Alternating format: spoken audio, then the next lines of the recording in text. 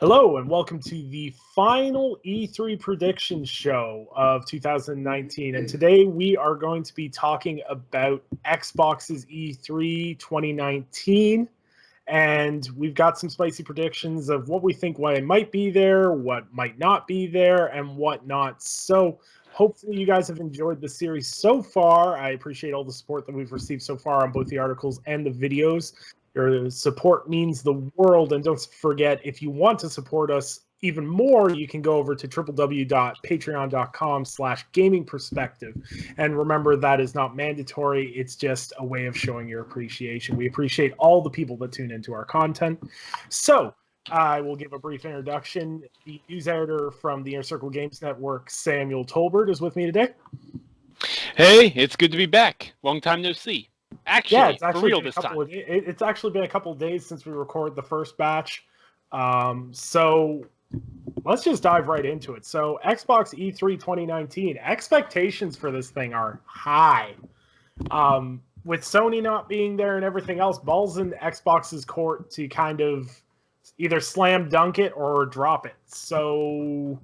And there's been a lot of interesting rumors and everything else. So we're going to get started with our predictions. And of course, because I'm Canadian, I will let Sam go first. Of course you will. Okay. Well, I think this is a no-brainer to me, that Ori and the Will of the Wisp is what opens the conference. I'll go that far. I'll say Ori and the Will of the Wisp is opening the Xbox conference before anything else, and that it's getting a release date of late August. Okay. Huh. You really think they're going to open with Ori? Here's why I think that. They were going to open with Ori last year, but 2 weeks before the show began, Phil saw the latest build for Halo Infinite and said it was too good not to open with it. But they were planning to open with Ori last year. That's fair. That Halo Infinite trailer made me scream like a small child. It was good, man. It was good. So I definitely think that, and I think it'll be late October, so it'll be either the 16th or the 23rd. I'll even put those 2 dates on record. It'll be one of the two. Yeah, see, I've got Ori and Will of the Wisps. I didn't have them opening, but now that you pitch it like that, it makes a lot of sense. Because things like Gears 5 and Halo Infinite are kind of going to be deep dives, and you don't really want to start off the show with a deep dive. Correct. So, Ori Will of the Wisps to kick off the show. I could see that. Now, my list, we decided last minute to do this in chronological order of what we think it'll appear on. So I have to kind of like juggle my list around a bit. Mm-hmm. So after Ori, I think we're going to switch gears, and I think we're going to see Ninja Theory's new game with a 2020 release window. I don't think there'll be a spring or fall or summer. I think it's going to be a blank 2020 release window. Okay. As everyone knows, it's been teased that it's definitely a sci-fi game. I think it's going to be a sci-fi co-op style shooter. Mm-hmm. Release 2020, probably going to release as a day one on next generation consoles. I think it'll be part of their launch lineup. It kind of makes sense. So you think it'll be like late 2020 then? Yeah, I think it's going to be part of late 2020 because I really think they want to have a really robust launch lineup for next generation hardware. I think having a very ambitious new IP, multiplayer IP, really hits that Xbox brand where it's a shooter. Shooters thrive typically on Xbox. And you're showing off something brand new from the people that made Hellblade. And I think people will eat that up. And I definitely think Ninja Theory is going to be in the first quarter of the show. For sure. I can definitely see them being in the first quarter of the show. I'm not so sold. I'll take a different approach, though, in terms of release window. I think the release window is early to mid-2020. So somewhere from March to May. I think it's like one of the last Xbox One games, if that makes sense. Probably even the last Xbox One game that isn't a cross-gen title. That's my opinion, though. That's fair. I could definitely see that. It's kind of up in the air. There's nothing really solid on this, so it's speculation at this point. Sure. But we both agree it's going to be there, and it's going to be early in the conference. Like that new IP will be there, Yes, because let's face it, Microsoft did a really good job of showing people games last year, but people were like, where are the new IPs? Yeah, so, they've addressed everything except new IPs. And I think that Ninja Theory showing off a new IP in a genre that is very familiar to the fan base is a really smart move. Yeah, agreed. Ninja Theory is a beloved developer. Whatever they put their heart and soul to, I'm sure it'll be good. Absolutely. Your next prediction there, Sam.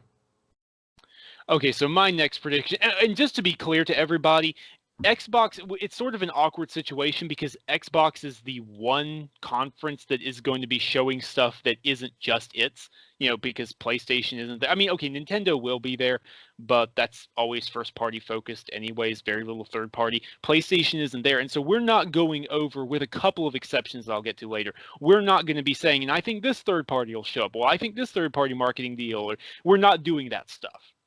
With a couple of exceptions later on because they're too big not to mention. For the most part, we're sticking to first-party type stuff here, unless I misunderstood, Nick. Do I have that? Nope, right? Absolutely. It's kind of a given that there's going to be it's the only third-party presence outside of Bethesda, Square Enix, and besides companies, third parties holding their own conferences or streams and everything else. This is pretty much the only place third parties have a chance to represent themselves, and it's pretty much a generally consented idea that basically third parties have been throwing themselves at Xbox for playtime at E3. So we're going to see a lot of third party, but we definitely want to stick to more of the first party stuff and maybe the big third party stuff. Right. So my next prediction, Battletoads. We saw this last year from the small team at Delilah Studios. They've been hiring a few people. They promised we would see more in the Year of the Toad, as they're calling it. So I think that'll be the next first-party thing shown, probably November 2019.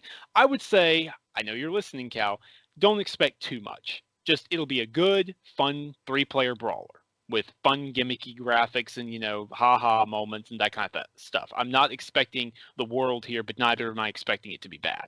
I just think it'll be a decent Battletoads. Absolutely. In terms of Battletoads, I expect that to be a $30 title, if I'm being honest. Yeah, $20 to $30. Yeah, $20 to $30, because honestly, bringing out a Battletoads in 2019 for $60 might not be it. I think there'd almost be a benefit for Battletoads to almost do a Sonic Mania style. Not necessarily go with the old school graphics, give it a reskin, so to speak, but stick to the formula to a degree. I definitely think it'll be there. I'm still on the fence whether this is a 2019 game. Thing is with Ori in August, because I will wholeheartedly agree with you, that feels like an August game. Battletoads is kind of odd because I think it would drown in holiday season. But then again, it's also, does Microsoft really think they're going to make a lot of bank out of this no matter where they release it?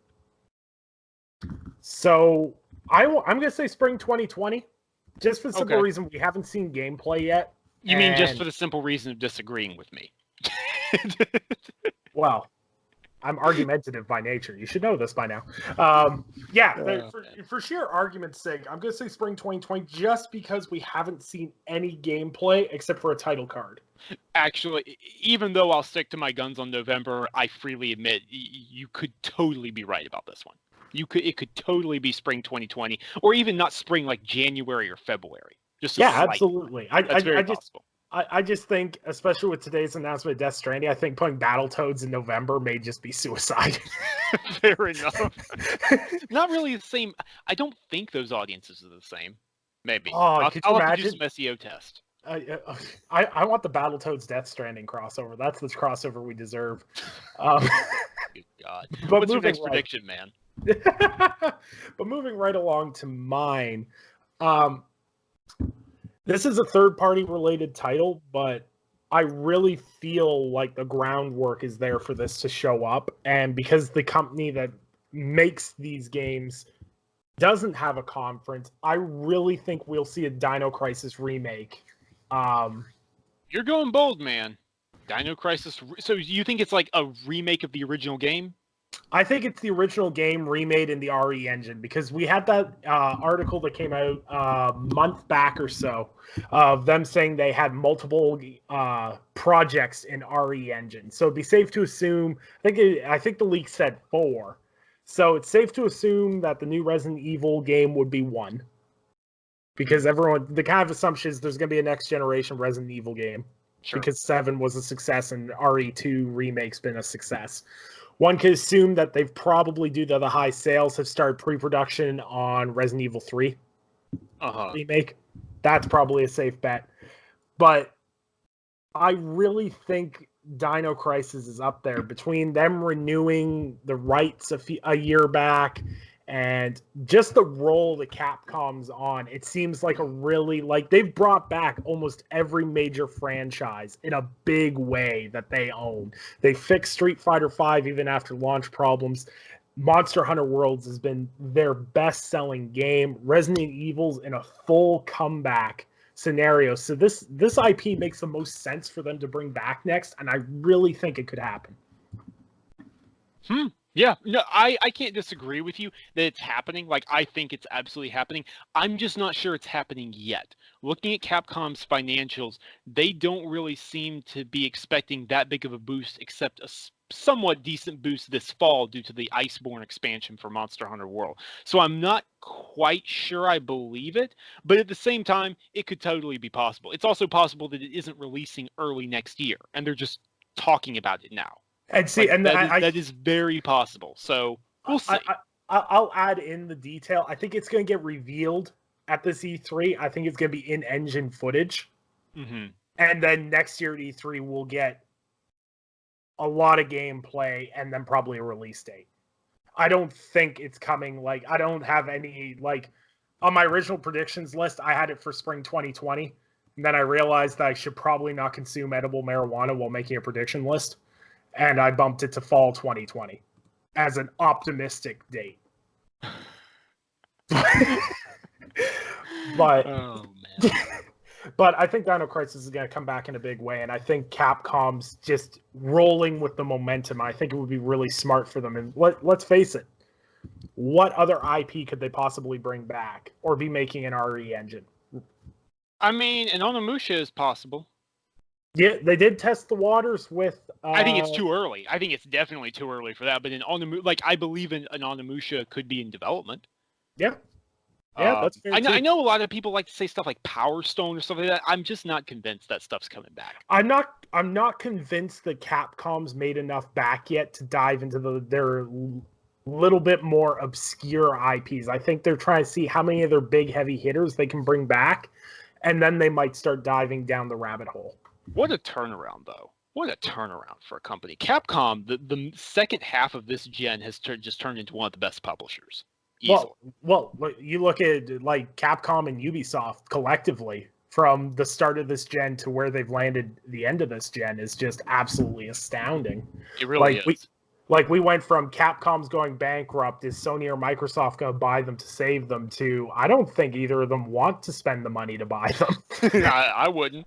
But since you brought that up, my next prediction, I'll go ahead and get the one third party that I definitely think will be there, and I think it's worth mentioning, Cyberpunk 2077. Come on, you know it. CD Projekt Red and Microsoft have a great relationship. Witcher 3 showed up at their stage in 2013 and 2014. Gwent, the card game, showed up in 2016, I believe it was. Maybe it was 2015 as well, but it was definitely 2016. And Cyberpunk was the closer to their show for 2018. Brought the house down. What a magnificent reveal. I don't think it's going to close the show this time, but they'll definitely have a gameplay trailer in the middle of their show. And I think because of how big that game is, that's worth mentioning here. Absolutely. We all know CD Projekt Red's going to be there. We all know that Cyberpunk is geared for a 2020 release window if you are to believe their financial reporting.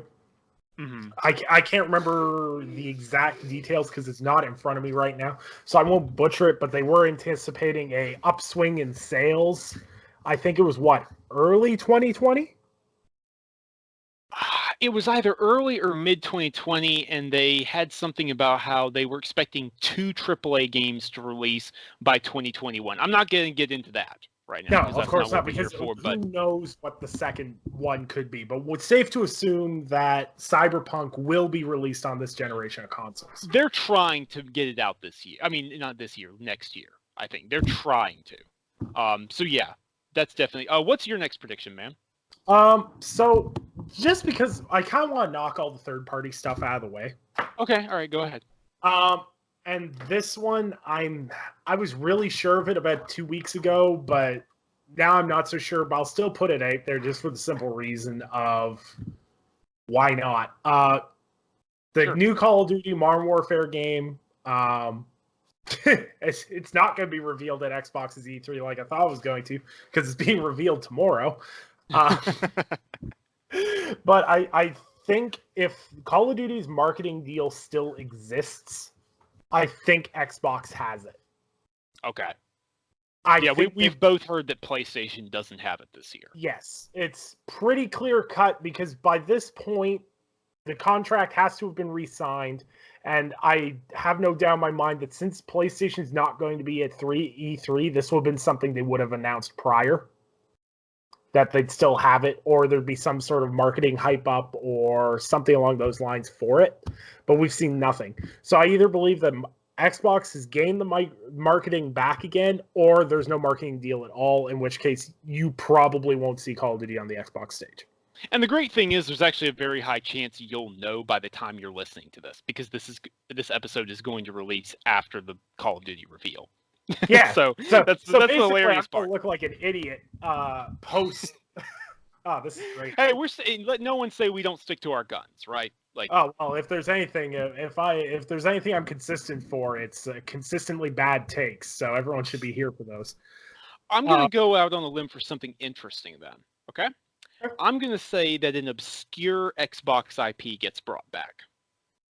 Not a big one. I can hear you already thinking to yourself, does he know a Banjo game? No, I don't.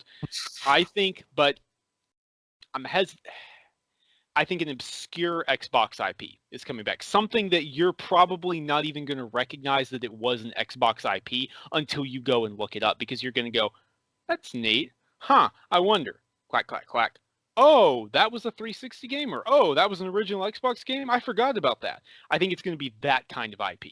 From a third-party company. I'm not going to name names or anything like that, but I think an obscure IP is... Are you talking about MechAssault? Because if you're talking No, I'm not talking about MechAssault. I would not be so vague. like basically, you're being so vague that you might as well change your avatar to a Conqueror avatar at this point. Now, I'm not trying to be so vague that it's one size fit all. That's why I'm trying to emphasize how I don't think it'll be a big IP. Like, you think they're going to dive deep into the back catalog to pull something forward? It's going to be something that no one will recognize was an Xbox IP until they go and look and go, oh, wait, they had that? Huh. That kind of thing. I remember doing that. I remember Googling Xbox-owned IPs and just being utterly floored at the amount of IPs they own. There's some crazy stuff shoved back there. Go take a look when you get a chance, anyone listening. Yeah, absolutely. Jade Empire, when? Anyways, I think that's a pretty solid prediction. Now I'm going to get into some of the stuff that I'm very emotionally invested in. And this is more of a wish than an actual belief, but I really hope we get to see The Last Night again. I really hope that Tim and his team managed to get the funding they needed to keep that project going. And I believe if they did, I think we'll see a 2020 release window for it. Because we didn't see it last year. It was revealed in 2017. And they've been pretty active on social media, but they haven't shared anything new. So I'm fingers crossed hopeful. I'm hoping it'll be an announcement. They'll bring up The Last Night prior to announcing studio acquisitions, which we'll obviously get into. Because I feel like it's going to be Phil Spencer coming out and being like, we're all about the creative vision, and this is why we invested money into The Last Night in a similar situation to what they did with Cuphead. to get the game finished, let the developers hold the rights to their game, just like Cuphead and everything else. And it's just part of that really smart PR mantra they've built over the past year. Mm-hmm. So I'm hopeful for the last night. I really, really, that was one of the most standout games besides Metro Exodus in Xbox's E3 2017. That was. It was that, Metro Exodus, and probably Ori as well. Those were the big three I remember from their 2017 conference. But okay, that's good. That's good. So this isn't a prediction so much as I want to kick off a segment discussion here. Studios. We got to talk about this, right? Of course. We both think that they are announcing, I don't want to say one final, because technically speaking, they can always add more. They can always say, hey, we need more. I think what I mean by that is, when they add this final batch, I wouldn't expect to see any more studios for a really long time after this. If that makes sense. That's my opinion, though. I could be totally wrong. How many do you think they're going to be adding? See, we've all heard different things. Like, there's been the biggest rumor was that there was going to be 3 studio acquisitions. Right. Which were rumor in quotation marks. Yeah, big. Please take this with the biggest grain of salt I can pass through my screen. Mm-hmm. The 3 rumored studios were IO Interactive, Asobo Studios, and Relic. Relic makes the Age of Empires IP, which we know Microsoft has been investing in heavily. Mm-hmm. So I believe that one. IO Interactive, I truly believe that IO Interactive will be purchased and everything else. They just opened up a second studio. They're looking to branch out. They kind of scream what Microsoft's been buying so far. They're very, in scale size, they're size comparably to Ninja Theory. Mm-hmm. And they do really, really great work. And yeah, that's a kind of a wish for me. And I need to go on record as saying I loved IO Interactive before they were bought, because we all know everyone kind of bandwagons on everything once they get bought. But IO Interactive's always been cool. The Hitman franchise is one of my all-time favorite franchises. And if there's a way that they can find financial stability permanently and create new IPs on top of keep making great Hitman games, I'm 100% for it. And of course, the Asobo Studio, which is currently bathing in the great reviews that A Plague Tale: Innocence has gotten, they fill another void in Microsoft's library of linear action story-driven games, which we've all been hypercritical of Microsoft not having. And if you look at Microsoft Studio acquisitions such as Ninja Theory, Obsidian was purchased to fill the RPG void that a lot of us had voiced about. So I think purchasing Asobo to make linear story-based games that they want to make and give them the financial stability they need, I think that makes a whole lot of sense. Mm-hmm. Now, to go into the realm of, I'm not going to say ridiculous, but less likely, I'm going to say possibly Crytek. Yeah, that's ridiculous. But when I say Crytek, if they buy Crytek, the motivation isn't what people think it is. Mm-hmm. I don't think they're buying Crytek for IPs or games or anything like that. If anything, it's to add Crytek engine to their game stack. I see the argument. I just think that even after the beating they've taken, Crytek is a little expensive. That's just my opinion, though. I don't know. Yeah, so you're gonna go with what, 3? I'm going to go with 3 guaranteed and maybe a 4th wild card. I'm going to play it safe and go with 2. And the reason is, I do believe it'll be 2 of the 3 that you brought up, but I'm not quite so sure about Relic simply due to the fact that they're owned by Sega. And that could complicate things. They might have even decided, hey, it's much better to just, let Sega own them, we'll work with them. Type deal. I think that's entirely possible. So I'll go down for 2. You'll go down for 2. I'll go down for 3 and maybe a 4th wild card. Okay. It'll be interesting to see. I don't know. There's a lot of studios out there that deserve the financial stability that being bought can bring, but I don't know exactly what Microsoft's trying to fill out their portfolio with at this time. Mm-hmm. And the reason why I go IO, Asobo, and Relic is because Relic fills out the RTS genre. Right. And Asobo will cover the single-player narrative-based games, and IO Interactive does kind of open sandbox style games. So I think that's what we can expect studio acquisition-wise. I didn't want to get too crazy with that. I've seen some really crazy ones. Some people are off the wall, and it's ridiculous. Like, some people don't understand. Like, when Creative Assembly was flowing around, that rumor was flowing around, I was like, people don't understand how big this studio is. They really don't. It's like 500 plus people. It'd be expensive as hell. Sega owns them, and Sega makes a bank load off of Creative Assembly. So for them to part ways with that would be insane. Yeah. Absolute insanity. So we covered studios. Obviously, we'll address something that's obviously going to be brought up, which are two things: next generation hardware and xCloud. Right. I don't think we're going to get a release date for the next generation hardware, and I don't even think we're going to get a price point at this point. I think it's just going to be raw specs, kind of like the Scorpio reveal. Exactly. I will co-sign this 100%. Exactly like the Scorpio reveal.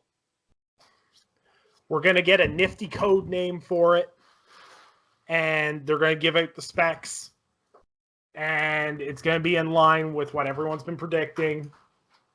Well, the reasonable people have been predicting.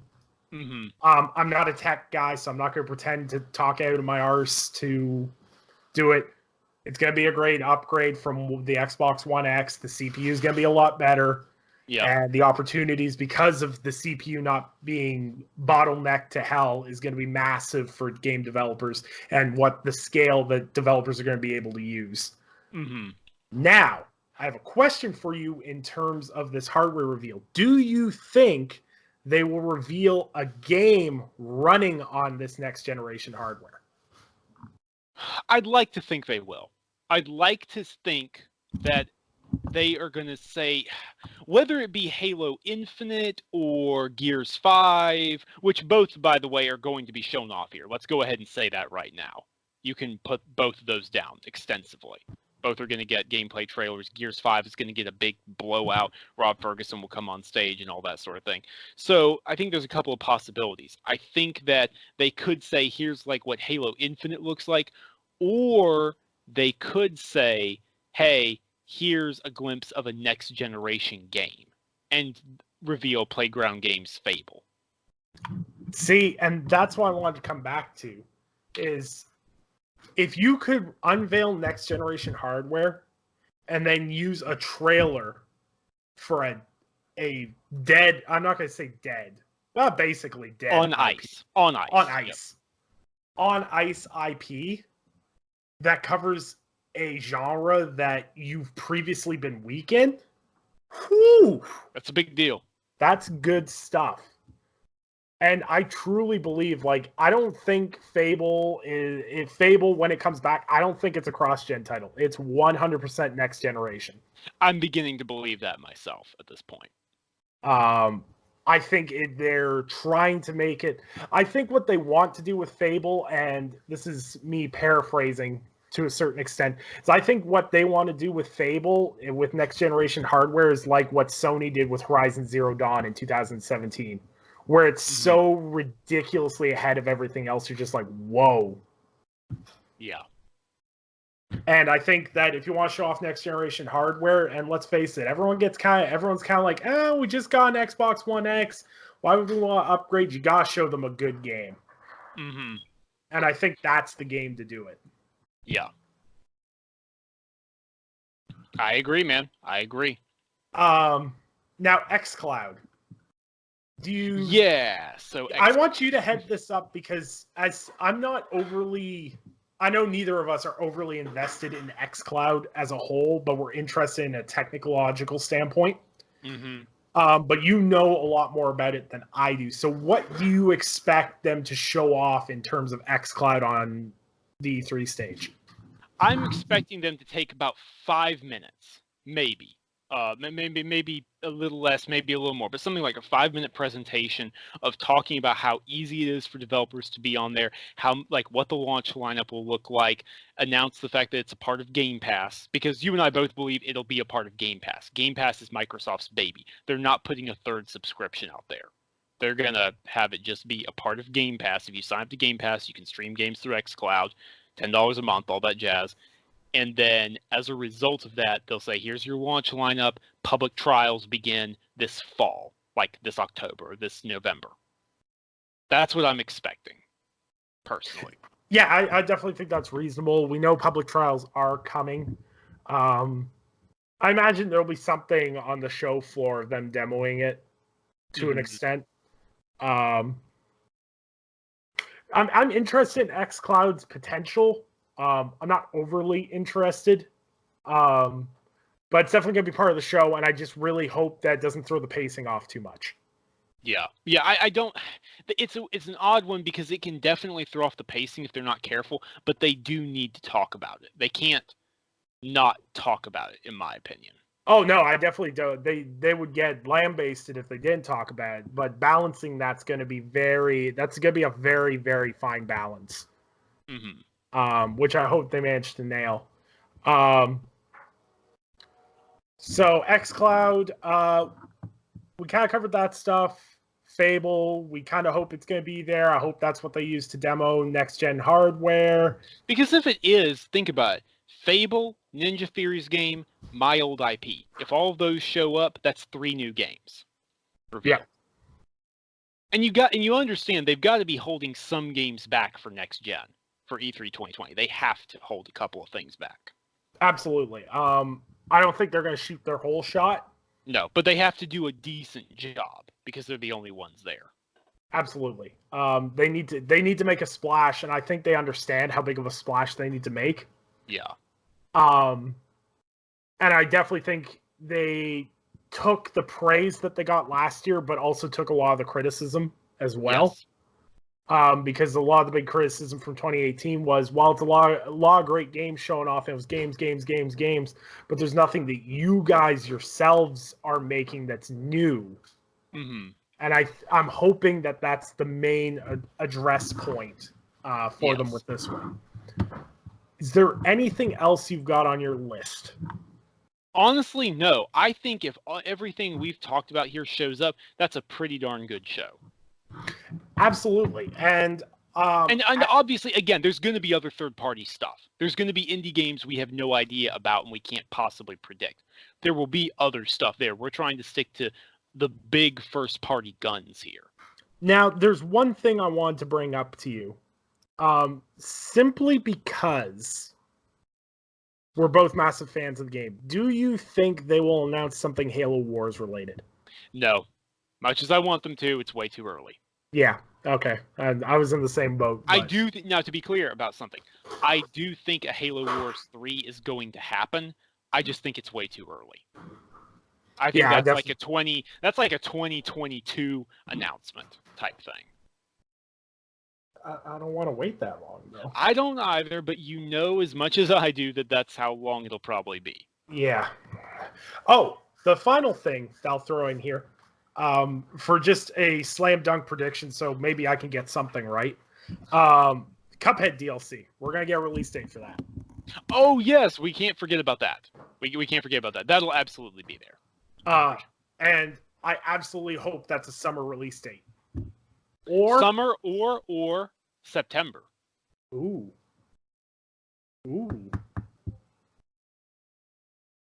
Yeah, I could see it. Either way, I want to play it. I want it, and I want it now.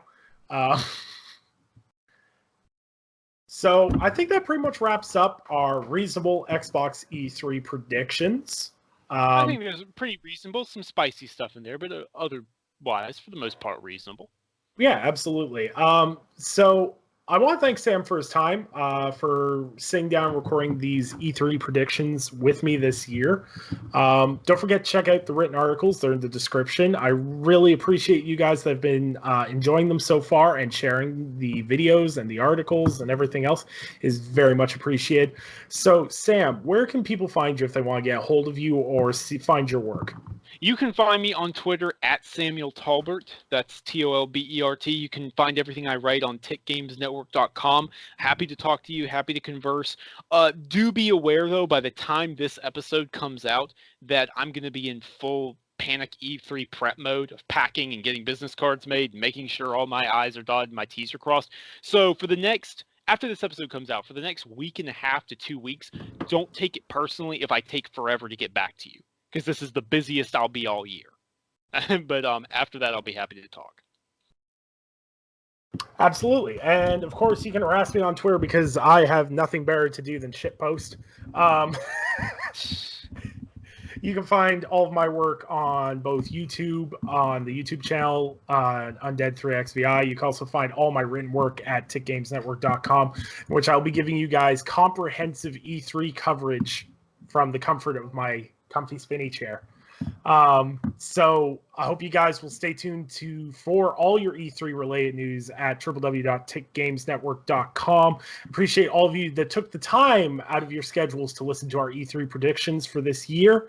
And I really appreciate you guys, all the support that we've been getting on these. I just want to make a brief cliff note of we are not doing Nintendo E3 predictions. And the reason why I'm not covering Nintendo E3 predictions, because I always want to be 100% transparent with my audience. I felt it was disingenuous, thank you, for me to talk about Nintendo E3 predictions. One, A, I don't own a Switch, and B, I'm not the biggest Nintendo fan. So other than telling you what's going to be there and maybe making some off-kilter guesses, I'm not invested enough into the Nintendo ecosystem to give you guys a legitimate video that would be worth your time. So I kind of figured instead of trying to do a disingenuous video, I would just give you guys the heads up that this is why that didn't happen. Who knows? Maybe next year I'll have a Switch and we'll be able to talk about what will come in 2020. Who knows? But I just figured I'd keep you guys in the loop on that. And of course, I want to thank all of you that support us, whether it's via YouTube, Twitter, or on Patreon. Remember, you can support all the content that we make at www.patreon.com/gamingperspective. I appreciate all our Patreons and those that have supported us since the very beginning of starting this channel about a little bit over a year ago. And we will see you guys next week for the Gaming Perspectives E3 predictions, and boy, is that going to get out of control. So hope you guys have enjoyed this show, and we'll catch you guys all in the next episode.